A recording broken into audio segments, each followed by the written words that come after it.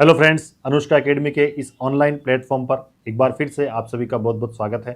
Friends, आज हम संविधान की अनुसूचियों के बारे में जानेंगे। संविधान की जो अनुसूचियां हैं वो उनमें टोटल जो है वो टोटल 12 अनुसूचियां हैं।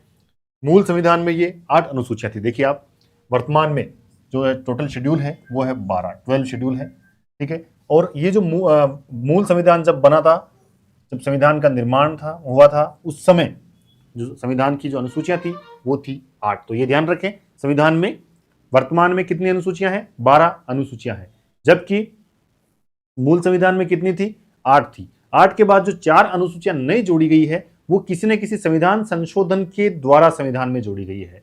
कोई ना कोई इसके लिए कॉन्स्टिट्यूशन में अमेंडमेंट किया गया है, तब जाकर के जो है वो उन्हें संविधान में जोड़ा गया। इस प्रकार वर्तमान में संविधान में कितनी अनुसूचियां हैं? टोटल 12 अनुसूचियां हैं। तो एक एक करके हम इन अनुसूचियों को देखें तो सबसे पहली जो अनुसूची है, फर्स्ट शेड्यूल, इसके अंदर क्या है? राज्यों और संघ शासित प्रदेशों, जो स्टेट्स हैं भारत के और जो यूटीज हैं, उन सब के नाम और उनकी सीमाएं, इनके क्षेत्र आदि को शामिल किया गया इसके अंदर। ध्यान रखें आप, क्या क्या है पहली अनुसूची में? राज्यों और केंद्र शासित प्रदेशों के नाम, क्षेत्र, सीमाएं, इन सबको जो है वो पहली अनुसूची में शामिल किया गया। भारत के जो 28 राज्य हैं, टोटल कुल 28 राज्य, और जो वर्तमान में 8 केंद्र शासित प्रदेश हैं, संघ शासित प्रदेश जो यूनियन टेरिटरीज है, इनके नाम, सीमा और क्षेत्र आदि को पहली अनुसूची में शामिल किया गया है। ध्यान रखें, ठीक है, पहली अनुसूची। दूसरी जो अनुसूची है संविधान की, ध्यान रखें आप, दूसरी सेकंड जो शेड्यूल है उसमें क्या क्या है? देखिए आप, परिलब्धियां हैं, परिलब्धियों पर भत्ते, विशेषाधिकार, प्रिविलेजेस और इससे संबंधित प्रावधान, provisions related to emoluments allowances, privileges and so on of expenses charged upon. तो ये जो दूसरी अनुसूची है, इसमें हाँ सबसे इंपॉर्टेंट चीज ये है कि किस किस के वेतन भत्तों का उल्लेख है, किस किस के विशेषाधिकारों का उल्लेख है। तो देखिए, केंद्र सरकार की तरफ से जो पदाधिकारी है, संवैधानिक पदाधिकारी, उनमें राष्ट्रपति, तो राज्य में राज्यपाल, प्रेसिडेंट, गवर्नर, ठीक है। फिर राज्यसभा का सभापति और उपसभापति, विधान परिषद का सभापति और विधान परिषद का उपसभापति, लोकसभा अध्यक्ष और लोकसभा का उपाध्यक्ष, ध्यान रखें, ठीक है। लोकसभा स्पीकर और डिप्टी स्पीकर। इधर विधानसभा, राज्य में विधानसभा स्पीकर और विधानसभा के डिप्टी स्पीकर, सर्वोच्च न्यायालय के न्यायाधीश और राज्य में उच्च न्यायालय के न्यायाधीश, जजेस ऑफ सुप्रीम कोर्ट एंड जजेस ऑफ हाई कोर्ट, ठीक है। और एक अंतिम CAG, controller and auditor general of India, Bharat के नियंत्रक महालेखा परीक्षक, जिसको CAG भी कहा जाता है, ठीक है। ये ध्यान रखें थोड़ा सा। तो ये इस प्रकार जो है वो दूसरी अनुसूची में क्या है?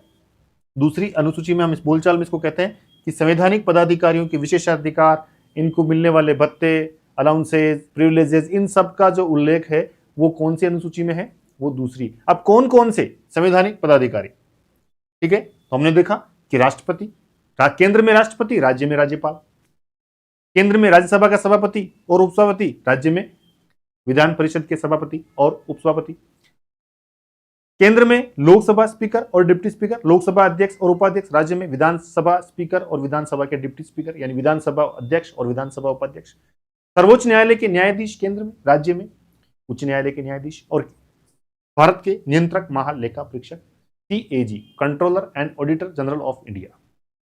तो इन सब को मिलने वाले वेतन भत्तों, विशेषाधिकारों आदि का जो उल्लेख है वो दूसरी अनुसूची में है।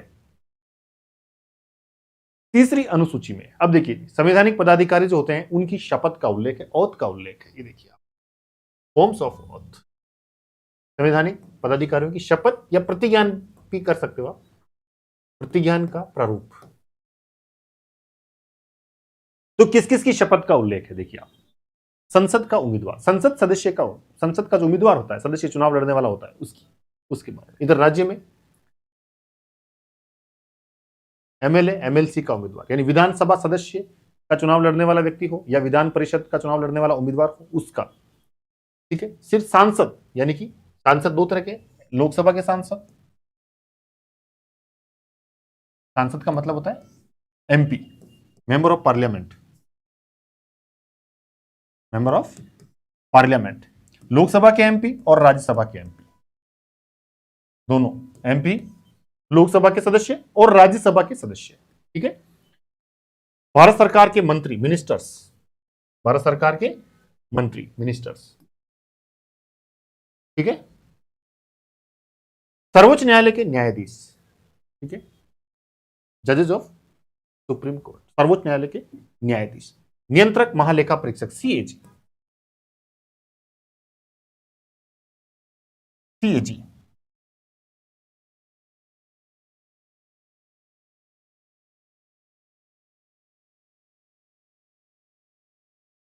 Controller auditor general of India, ठीक है।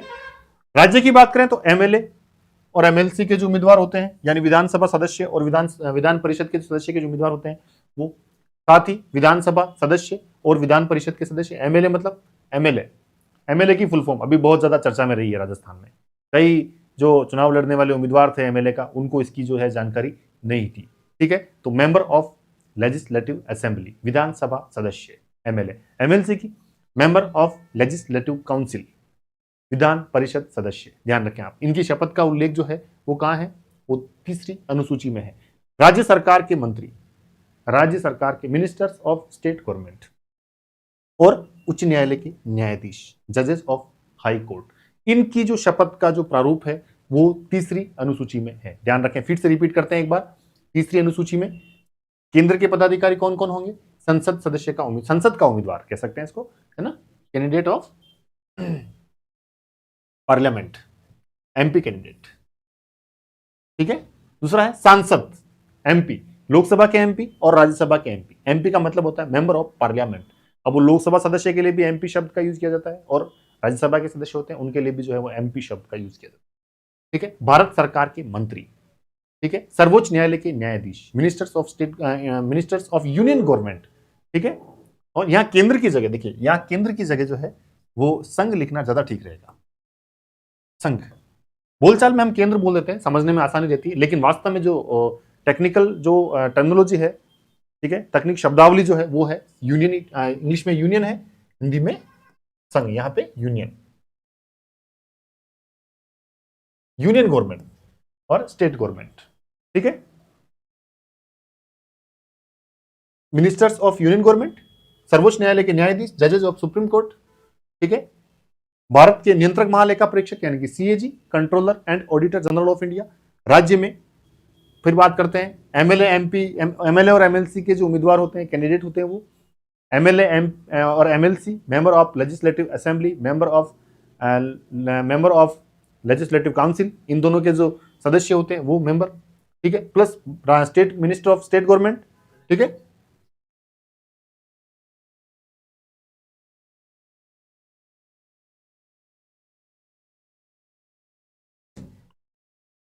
और उच्च न्यायालय के न्यायाधीश, जजेस ऑफ सुप्रीम कोर्ट। तीन अनुसूचियां हमने देखी है। पहली अनुसूची में राज्य और केंद्र शासित प्रदेशों के नाम, सीमाएं आदि। दूसरी में वेतन भत्ते, विशेषाधिकार। तीसरी में शपथ। और चौथी में देखते हैं, तीसरी में, हाँ, तीसरी में थोड़ा ये ध्यान रखें, आप नोट लगा के इसको नोट करें कि राज्यसभा के सभापति और उपसभापति, लोकसभा के अध्यक्ष और उपाध्यक्ष, विधानसभा अध्यक्ष और उपाध्यक्ष, ये अलग से कोई शपथ नहीं लेते हैं, ध्यान रखें आप।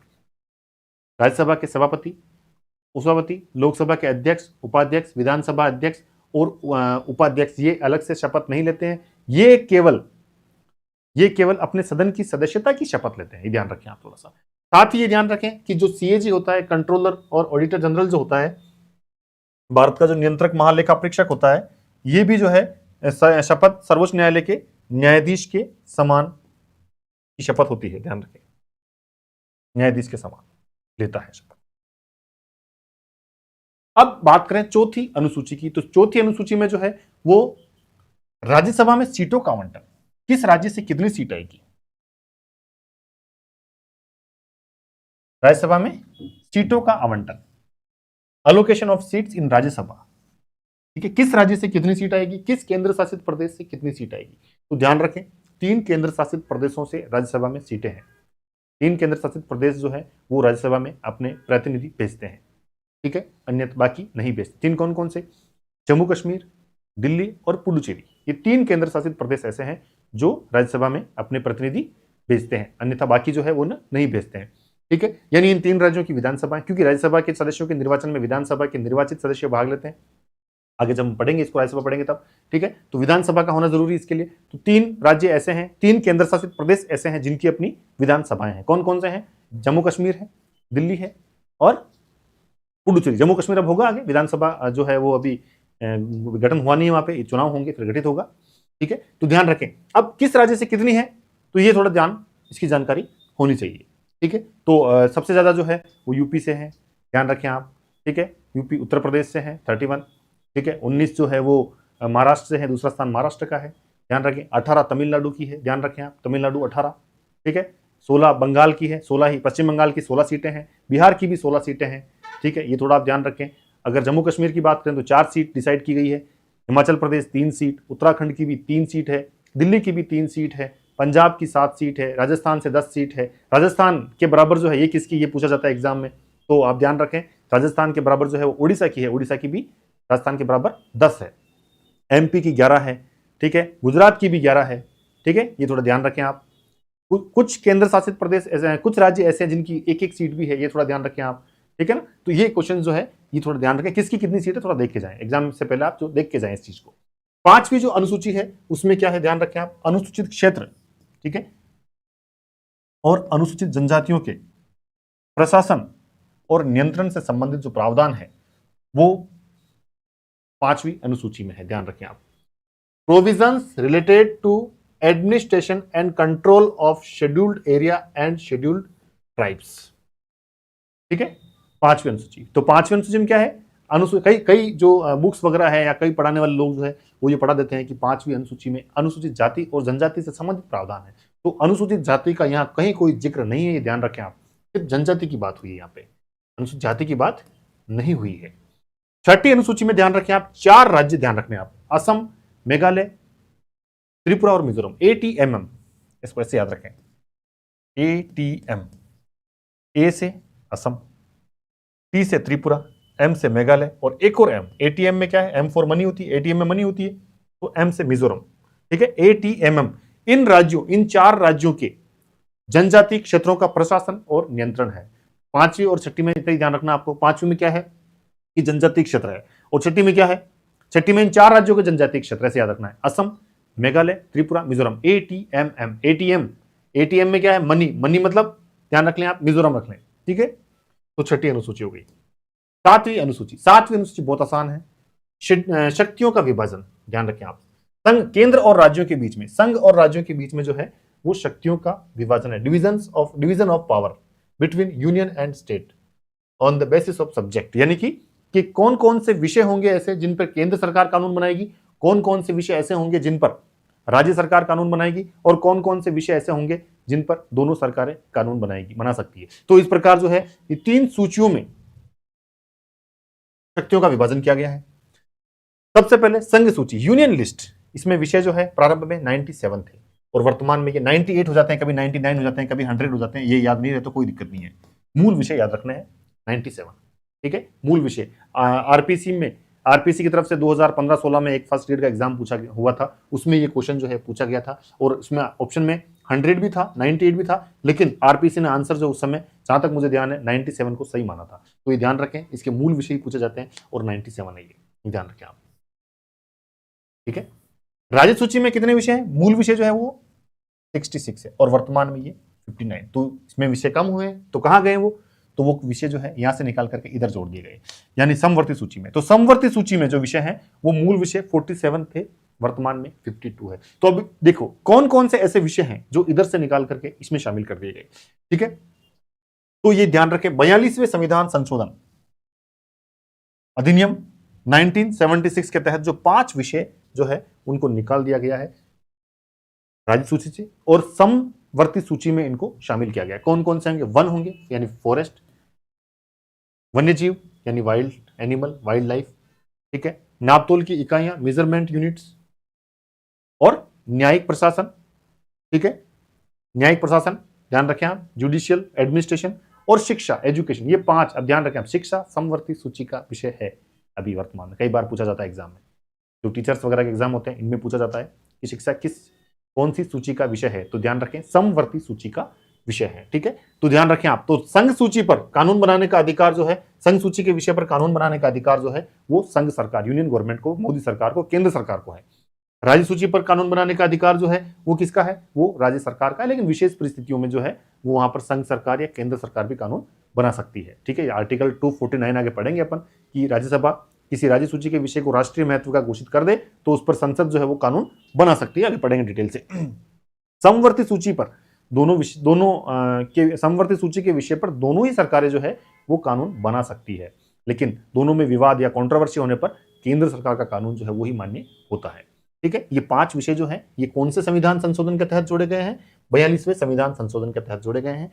किस अनुसूची से निकालकर किस में जोड़े गए हैं? तो ध्यान रखें ये 5 विषय राज्य सूची से निकाल करके समवर्ती सूची में कौन कौन से विषय हैं? तो वन, वन्य जीव, नापतोल की इकाइयां, न्यायिक प्रशासन और शिक्षा, ये 5 विषय जो है ये समवर्ती सूची में नए शामिल किए गए हैं राज्य सूची से निकाल करके। फिर बात करते हैं 8वीं अनुसूची की। तो 8वीं अनुसूची में संवैधानिक भाषाओं का उल्लेख है। जो संवैधानिक भाषाएं हैं उनके बारे में अगर बात की तो वर्तमान में ये 22 संवैधानिक भाषाएं हैं। मूल संविधान में कितनी थी? ये 14 भाषाएं याद रखनी है, इसमें 2-3 बातें याद रखनी होती है कि वर्तमान में कितनी है, 22 है। मूल संविधान में कितनी थी? 14 थी। 14 कौन कौन सी है ये भी ध्यान रखना आपको, ठीक है। और बाद में जो जोड़ी गई है वो कब, वो किसी न किसी संविधान संशोधन से जोड़ी जाएगी, तो वो थोड़ा ध्यान रखना है कि कौन सी भाषा कौन से नंबर पे है, किस संविधान संशोधन के तहत जोड़ी गई। तो 14 सबसे पहले 14 जो मूल भाषाएं हैं उनकी अगर बात करें तो उसमें असमिया है, गुजराती है, कन्नड़ है, मलयालम है, उड़िया, उड़िया का नाम ओडिया हो गया है अभी वर्तमान में, उड़िया है, संस्कृत है, तेलुगु है, बांग्ला, हिंदी, कश्मीरी, मराठी, पंजाबी, तमिल और उर्दू, ये ध्यान रखें आप, ठीक है। इसको याद करने का बहुत आसान तरीका है, 3 जो भाषाएं हैं मूल वो पहले याद रखें आप। 3 हमारी सबसे पुरानी भाषाएं जो है, सबसे पुरानी भाषा हम मानते हैं संस्कृत को, और संस्कृत से जो है वो हिंदी का उत्पत्ति होती है, ठीक है। तो संस्कृत से किसकी उत्पत्ति हुई? हिंदी की हुई बाद में, और बाद में एक और भाषा जिसे हमने स्वीकार कर लिया है, हिंदी के रूप में स्वीकार किया, वो है उर्दू। तो 3 भाषाएं, सबसे पुरानी भाषाएं 3 ध्यान रखें, कौन कौन सी है? संस्कृत, हिंदी और उर्दू। इसके बाद में सीधे चलते जम्मू कश्मीर में। तो कश्मीर में अब आप यहाँ पर इंडिया का जो मैप है वो आपको माइंड में जो है वो रखना होता है, फ्रेम करना होता है माइंड में, ठीक है। तो सबसे पहले 3 भाषाएं याद हो गई, 3 के बाद में 11 और याद करनी है आपको खाली। 11 में आप जम्मू कश्मीर में, सबसे ऊपर जम्मू कश्मीर में कश्मीरी, ये ध्यान है, कश्मीरी आ गई, ये रही कश्मीर में, ठीक है। थोड़ा नीचे आएंगे तो उत्तराखंड, हिमाचल प्रदेश, इनकी कोई भाषाएं नहीं है, ठीक है। सीधे आ जाओ पंजाब में, आ जाओ, पंजाब में पंजाबी, ये रही पंजाबी, ये पंजाबी, ठीक है। पंजाब के बाद में नीचे हरियाणा की अपनी कोई भाषा है नहीं है, राजस्थान की कोई भाषा नहीं, गुजरात में जाओ, गुजरात की अपनी भाषा है, गुजराती भाषा। महाराष्ट्र में, गुजरात के दक्षिण में जाओगे तो महाराष्ट्र में मराठी, ये मराठी हो गई, ठीक है। फिर गोवा की अपनी कोई भाषा नहीं है। फिर थोड़ा नीचे जाओगे कर्नाटक में कन्नड़ बोली जाती है, ये कन्नड़ हो गई। केरल में मलयालम बोली जाती है, ये मलयालम हो गई, ठीक है। फिर वापस जो है दक्षिण से जो है वो यूटर्न लोगे तो तमिलनाडु में तमिल बोली जाती है, तमिल, ये रही तमिल, ये देखें आप, ठीक है। फिर थोड़ा ऊपर चढ़ेंगे तो तेलंगाना, आंध्र प्रदेश में जो है वो तेलुगु बोली जाती है, ये तेलुगु हुई, ठीक है। फिर थोड़ा ऊपर चढ़ेंगे उड़िया, ये उड़िया, उड़ीसा में उड़िया हो जाएगी, ठीक है। फिर पश्चिम बंगाल में बांग्ला या बंगाली, ठीक है। और असम में असमिया, ये असमिया, ठीक है। इस प्रकार जो है वो 11 भाषाएं याद और प्लस 3 भाषाएं जो पहले ही मैंने बताती थी, हिंदी, अंग्रेजी, हिंदी, संस्कृत और उर्दू, ये याद, इस तरह से आप याद रख सकते हैं। फिर थोड़ा ये ध्यान रखें 2011 में उड़िया जो भाषा थी उसका नाम बदल करके क्या कर दिया गया? उड़िया कर दिया गया। उड़िया का नाम, ये संविधान संशोधन भी ध्यान रखें, 96 अमेंडमेंट, ठीक है। और फिर इसके बाद में ध्यान रखें 15वीं भाषा जो है एग्जाम में पूछी जाती है कि 15वीं भाषा के रूप में किसे जोड़ा गया है? तो 15वीं भाषा के रूप में सिंधी को जोड़ा गया है। और सिंधी को कौन से संविधान संशोधन के तहत जोड़ा गया है? तो ध्यान रखें 21वें संविधान संशोधन 1967, 21st कॉन्स्टिट्यूशनल अमेंडमेंट एक्ट 1967 के तहत जो है वो जुड़िए, संविधान संशोधन अधिनियम, ध्यान रखें यहाँ पे संविधान संशोधन अधिनियम 1976 के तहत। फिर 3 भाषाएं और जोड़ी गई 71वें संविधान संशोधन 1992 के तहत। कौन कौन सी तीनों भाषाएं? कोंकणी, मणिपुरी और नेपाली, ये 3 भाषाएं और जोड़ी गई। ठीक है, ये ध्यान रखें आप। तो ये 3 भाषाएं जो है एक साथ जोड़ी गई, ये कौन से अमेंडमेंट के तहत जोड़ी गई? तो ये 71वें संविधान संशोधन अधिनियम जो है 1992 के द्वारा जोड़ी गई। ठीक है, इसमें देखो इसके बाद में 4 अंतिम भाषाएं जो है बीडीएमएस, जिनको कह सकते हैं हम बीडीएमएस, बोडो, डोगरी, मैथिली और संथाली, ये 4 जो भाषाएं हैं, अंतिम 4 भाषाएं जो 92वें संविधान संशोधन अधिनियम 2003 के तहत जो है ये संविधान में जोड़ी गई है। 92वें संविधान संशोधन अधिनियम 92nd कॉन्स्टिट्यूशनल अमेंडमेंट एक्ट 2003 के तहत जो है वो 4 भाषाएं एक साथ जोड़ी गई। कौन कौन सी जोड़ी गई है? बोडो, मैथिली, संथाली, डोगरी, इस प्रकार 4 भाषा। अब इस प्रकार जो है वो वर्तमान में कितनी भाषाएं हो जाती है? टोटल 22 संवैधानिक भाषाएं हो जाती है। फिर नवी अनुसूची थोड़ी इंपॉर्टेंट है, बहुत ज्यादा जानकारी होनी चाहिए, एग्जाम में आए या नहीं आए इसके बारे में जानकारी होना बहुत ज्यादा जरूरी है, तो ध्यान रखें आप। इसे एक तो पहले संविधान संशोधन अधिनियम 1951 के तहत जोड़ी गई है। ध्यान रखें, पहला संविधान संशोधन संसद ने नहीं किया था, अंतरिम संसद ने पारित किया था। अंतरिम संसद के रूप में संविधान सभा ने काम किया था। ये सबसे पहला जो संविधान संशोधन है, इसके बारे में कंट्रोवर्सी थोड़ी सी है कि पहला संविधान संशोधन किसने किया था। पहला संविधान संशोधन जो है वो संसद ने नहीं पारित किया था, बल्कि संविधान सभा द्वारा पारित किया गया था। ठीक है, पहले 1951 में, क्योंकि पहली संसद का गठन ही 1952 में हुआ था, जबकि पहला संविधान संशोधन जो है वो 1951 में हो गया था। ठीक है, ये देखो ध्यान रखो, यदि किसी अधिनियम को इस अनुसूची में शामिल किया जाता है तो उसका न्यायिक पुनरावलोकन नहीं किया जा सकता। हालांकि ये प्रावधान है, ठीक है, बाकी वर्तमान में किया जाता है, इसका भी पुनरावलोकन किया जाता है। इसमें क्या है, जमींदारी व्यवस्था को समाप्त करने से संबंधित या जागीरदारी व्यवस्था को समाप्त करने से संबंधित कानून जो है वो इस अनुसूची में शामिल है। उन प्रावधानों को जो है, उन अधिनियमों को जो है इसमें शामिल किया गया है। आरंभ में इसमें 13 अधिनियम थे और वर्तमान में संख्या बढ़कर 282 या इससे ज्यादा हो गई है।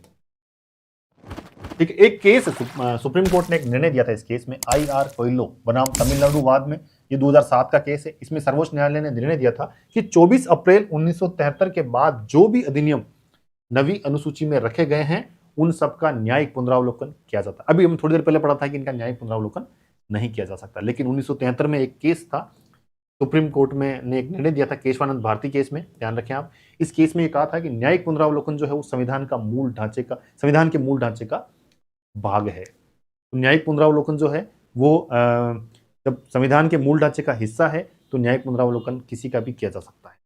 ठीक है, ये ध्यान रखें आप। तो न्यायपालिका न्यायिक पुनरावलोकन कर सकती है। नवी अनुसूची में किसी विषय को डालते हैं, किसी कानून को बनाते हैं तो उसका न्यायिक पुनरावलोकन किया जा सकता है, क्योंकि हाँ, मूल ढांचा, मैंने शब्द यूज किया था मूल ढांचा, इसको बुनियादी ढांचा भी कह सकते हैं इसको, जबकि अंग्रेजी में इसको कहते हैं बेसिक स्ट्रक्चर ऑफ कॉन्स्टिट्यूशन। ठीक है, ध्यान रखें। तो न्यायिक पुनरावलोकन जो है, जुडिशियल रिव्यू जो है, न्यायिक पुनरावलोकन को इंग्लिश में जुडिशियल रिव्यू नाम से एक टर्मिनोलॉजी यूज होती है, जुडिशियल रिव्यू। तो जुडिशियल रिव्यू किया जा सकता है इसका। अब 10वीं अनुसूची में दल बदल कानून है। अब दल बदल कानून क्या होते हैं, ये बड़े कभी न कभी हर साल में एक आध बार ये चर्चा में रहते हैं। ठीक है, तो दल बदल कानून कभी राजस्थान में रहे थे, कभी महाराष्ट्र में भी रहे हैं, अभी थोड़े दिन पहले 2 साल पहले राजस्थान में भी ये चर्चा का विषय था, MP में भी चर्चा का विषय था ये। तो दल बदल कानून क्या होते हैं? तो देखो, एक तो 10वीं अनुसूची जो है वो 52वें संविधान संशोधन के तहत जुड़ी। मैंने आपको पहले ही बताया था कि 8वीं के बाद में 8 अनुसूचियों के बाद में 9वीं, 10वीं, 11वीं, 12वीं 4 जो नई अनुसूचियां जुड़ी गई है वो किसी न किसी संविधान संशोधन के माध्यम से जुड़ी गई है। ठीक है, तो 52वें संविधान संशोधन अधिनियम 1985 के तहत जो है इसे जो प्रधानमंत्री राजीव गांधी के समय इसको जोड़ा गया संविधान में। 1900 इसका, हाँ, ये ध्यान रखें 2003 में, यानी 91वें संविधान संशोधन अधिनियम 2003 में इसमें कुछ संशोधन किए गए हैं। ठीक है, ये जो अनुसूची है ये ध्यान रखें आप, संसद सदस्यों और विधानसभा के सदस्यों पर लागू होती है। अगर कोई सदस्य अपनी पार्टी बदलता है, इसमें कुछ प्रावधान है, इसको हम देखते हैं आगे। इसमें दल बदल के आधार पर संसद तथा विधानसभा के सदस्यों की अयोग्यताओं का उल्लेख है। दल बदल, अगर कोई सदस्य दल बदल करता है, जिस पार्टी से निर्वाचित हो गया है और उसने पार्टी बदल दी है, या पार्टी विहिप के विरुद्ध कार्य किया है, या पार्टी विहिप के आदेश की पालना नहीं की है, तो इन परिस्थितियों में जो है वो जो सदस्य है, संसद का हो चाहे विधानसभा का हो, उसकी सदस्यता जो है वो चली जाती है, यानी वो उस सदस्यता के लिए अयोग्य हो जाता है। ठीक है, यदि कोई ध्यान रखें, यदि कोई सदस्य चुनाव पश्चात दल बदलता है तो उसकी सदन की सदस्यता समाप्त हो सकती है या हो जाती है। हाँ, लेकिन इसमें एक प्रावधान, किसी दल के 2/3 सदस्य, 2/3 सदस्य एक साथ दूसरे दल में विलय कर सकते हैं और नया राजनीतिक दल नहीं बना सकते हैं। विलय तो कर सकते हैं, ठीक है, इस आधार पर सदस्यों की सदस्यता नहीं जाएगी। अगर नया राजनीतिक दल नहीं बनाते हैं, किसी दल में विलय करते हैं तो नहीं जाएगी। निर्दलीय सदस्य किसी भी दल में शामिल नहीं हो सकता। जी हाँ दोस्तों, निर्दलीय सदस्य जो होता है वो अपना चुनाव लड़ने के बाद, इलेक्शन जीतने के बाद, निर्वाचित होने के बाद में जो है वो अगर वो सोचे कि मैं किसी पार्टी को ज्वाइन कर लूं तो उसकी मेंबरशिप जो है, सदन की सदस्यता समाप्त हो सकती है। एक और चीज है कि जो नॉमिनेटेड मेंबर्स जो होते हैं, मनोनीत सदस्य जो होते हैं, चाहे वो संसद के हो या विधानसभा के हो, ठीक है, अब मनोनीत सदस्य तो राज्यसभा में ही रह गए हैं, बाकी लोकसभा में और विधानसभा में तो होते नहीं है, ठीक है, ध्यान रखें आप।